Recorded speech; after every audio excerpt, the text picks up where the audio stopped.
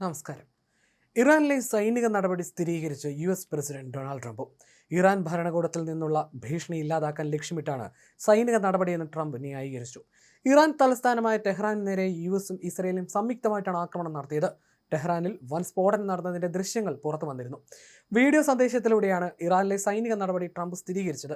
Iran ഭരണകൂടത്തിൽ നിന്നുള്ള American ജനതയ്ക്കുള്ള ഭീഷണി ഇല്ലാതാക്കിയാണ് ആക്രമണത്തിന്റെ ലക്ഷ്യമെന്നാണ് ട്രംപ് അവകാശപ്പെടുന്നത്. ഇറാനിലേത് അനിവാര്യ ആക്രമണമാണെന്ന് പറഞ്ഞ ട്രംപ് ഭരണമാറ്റത്തിന് ആഹ്വാനം ചെയ്തു. ആണവ നിർവ്യാപന കരാറിലെത്തുന്നതിന് ഇറാൻ സഹകരിച്ചില്ല. അമേരിക്കൻ ജനതയുടെ രക്ഷയ്ക്കാണ് ആക്രമണം നടത്തിയതെന്നും അദ്ദേഹം പറഞ്ഞു. അതേസമയം നടത്തിയത് US-ഇസ്രയേൽ സംയുക്ത ആക്രമണമാണെന്ന വിവരം അദ്ദേഹം വ്യക്തമാക്കിയിട്ടുമില്ല. ഇറാനിൽ അമേരിക്കയും ഇസ്രയേലും സംയുക്തമായി നടത്തിയ ആക്രമണം അമേരിക്കൻ ജനതയെ സംരക്ഷിക്കുന്നതിനും ഇറാനിയൻ ഭരണകൂടത്തിൽ നിന്നുള്ള ഭീഷണികൾ ഇല്ലാതാക്കുന്നതിനുമാണെന്നാണ് ട്രംപ് പറയുന്നത്. ഇറാൻ ഭരണകൂടത്തെ പിഴുതെറിയാൻ ട്രംപ് ആഹ്വാനം ചെയ്തു. ഇറാനിൽ നടന്നു വരുന്ന വ്യോമാക്രമണങ്ങളുടെ ലക്ഷ്യം അവിടുത്തെ ഭരണമാറ്റമാണെന്ന് ട്രംപ് പരസ്യമായി പ്രഖ്യാപിക്കുകയായിരുന്നു. ഞങ്ങൾ പണി തീർക്കുമ്പോൾ ഭരണം നിങ്ങൾ ഏറ്റെടുത്തോളൂ എന്ന് ഇറാനിയൻ ജനതയോട് ട്രംപ് ആഹ്വാനം ചെയ്തു.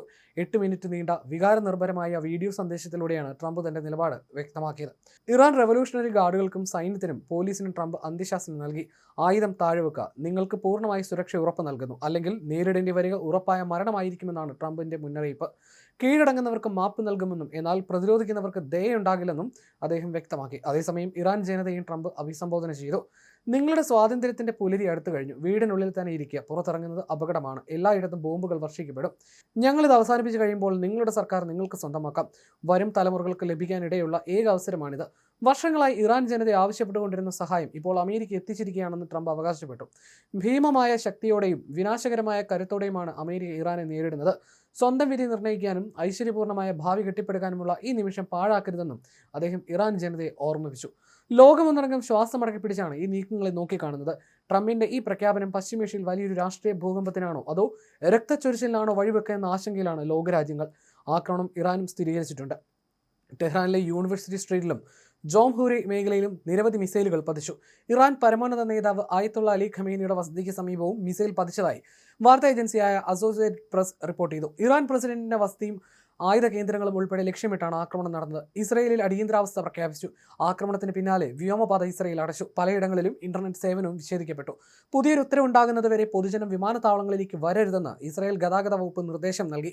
അടിയന്തര സേവനം ഒഴികെ സ്കൂളുകളും ഓഫീസുകളും മറ്റ് സേവനങ്ങളും താൽക്കാലികമായി അടച്ചു. ഇസ്രയേലിലുടനീളം അപായ മുന്നറിയിപ്പ് നൽകിയെങ്കിലും നിലവിൽ ഷെൽട്ടറുകളിലേക്ക് പോകേണ്ടതില്ലെന്നും ബന്ധപ്പെട്ടവർ അറിയിച്ചു. അത്യാധുനിക യുദ്ധക്കപ്പലുകൾ, യുദ്ധവിമാനങ്ങൾ തുടങ്ങിയ സന്നാഹങ്ങൾ വിന്യസിച്ച് പശ്ചിമേഷ്യയിൽ US തങ്ങളുടെ സൈനിക ശേഷി ശക്തമാക്കിയിരുന്നു. ഇറാന്റെ തിരിച്ചടിയെ നേരിടാൻ അമേരിക്കയ്ക്ക് കഴിയുമോ എന്ന ആശങ്കയും ഈ ഘട്ടത്തിൽ ശക്തമാണ്. ഖത്തർ അടക്കമുള്ള ഗൾഫ് രാജ്യങ്ങളിൽ അമേരിക്കയ്ക്ക് വലിയ സൈനിക കേന്ദ്രങ്ങളുണ്ട്. ഇസ്രയേലിലേക്ക് മാത്രമല്ല ഈ ഗൾഫ് രാജ്യങ്ങളിലേക്ക് മിസൈലുകൾ അയക്കാൻ ഇറാന് സാധിക്കും. ഇത് മുന്നിൽ കണ്ടാണ് അമേരിക്കൻ നാവികസേനയുടെ അത്യാധുനിക നിരീക്ഷണ ഡ്രോണുകളും ഇറാനിൽ അതിർത്തികളിൽ സജ്ജമാക്കിയിരിക്കുന്നത്. ആക്രമണത്തിന് ശേഷം ഇറാന്റെ ഭാഗത്തു നിന്നുള്ള പ്രത്യാക്രമണ സാധ്യതകൾ നിരീക്ഷിക്കാനും കൃത്യമായ വിവരങ്ങൾ ശേഖരിക്കാനുമാണ് ഈ ഡ്രോൺ നിരീക്ഷണം.